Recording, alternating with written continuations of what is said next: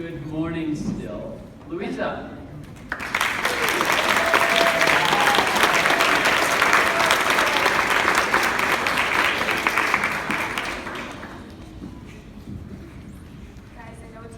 Hard day of concentrating, but please just try to hold on for this last speech. It's almost over, okay? Well-behaved women rarely make history. This is a quote that I choose to honor, perhaps because I am definitely not what you would call a well-behaved woman. To me, this quote isn't about being a bad girl or disregarding all rules. I know EAC's rules are for our own good, and I agree with them. During my time here, I have learned to respect those rules and learn why I should follow them. It's hard for me to respect and live by a rule unless I can see why that rule is in place. To me, some societal rules aren't for our own good and frankly just don't make sense. I think it's important to challenge the rules we disagree with. Sometimes there's a good reason to break them, but other times I just can't control myself and end up breaking a rule that I want to respect. My journey at EAC has mostly been about finding a balance between respecting others, including adult mentors, and allowing myself to have fun in life and express what I believe without taking myself too seriously. I played the jester in the middle school Shakespeare play last year, a character that I assumed was going to be one-dimensional comic relief. However, as I read the play, I grew to relate to him on a deeper level than I had ever expected. He expresses his brilliant thoughts in a way that allows them to be accessible to everyone. And he doesn't always play by the rules because he knows life is too short to be controlled by society's expectations. Going back to junior level, I got in trouble a heck of a lot more than I do now.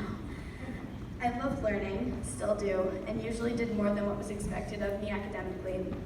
For example, you know those storybooks you make in junior level? Yeah, those. I made about 12 of those in 1 year. But as I focused more and more of my attention on academics, my behavior started slipping, and sometimes I got so excited about launching myself into a new project that I distracted everyone and was a detriment to the group's progress, even if I was making a ton of progress on my own. One approach to dealing with misbehavior is dishing out empty punishment. No worries, I haven't experienced this here. Instead of detaining you after school or shaming you, EAC students are asked to do the harder work of understanding the impact of their actions and planning how to prevent it from happening again. I think that's incredibly effective, and it's been a big part of helping me learn and grow from my mistakes. What kind of mistakes am I talking about? Well, the majority of the 13 billion times I've been sent to Laura's, formerly Andrea's office, were for talking out of turn. At times I didn't understand why it was wrong to speak out. After all, so many people got publicity and admiration for speaking out. I had to learn the difference between being a distraction to a group and sharing my views for the greater good. Whenever I had a realization or got excited about something, I just had to call out my ideas. I had to share them with somebody. Sometimes I talked so much I didn't leave room for anyone else. It was ironic because I am actually very interested in the opinions of others. One of my personal philosophies is that everyone's opinion matters. This stems from how happy I feel when I'm treated as if my opinion matters and how upset I get when someone acts as if it doesn't. At times I felt like I didn't fit in, like I was from another planet. I felt like I was alone, under my own personal storm cloud. There was a silver lining to that cloud, though. It allowed me to think about things on a deep level and see some things in a different way, allowing me to bring new insights to my group. In the future, I want to share my opinions with the world and act on them to make the world a better place.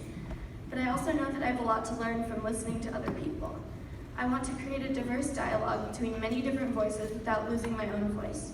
I want to resist oppression and free myself and others.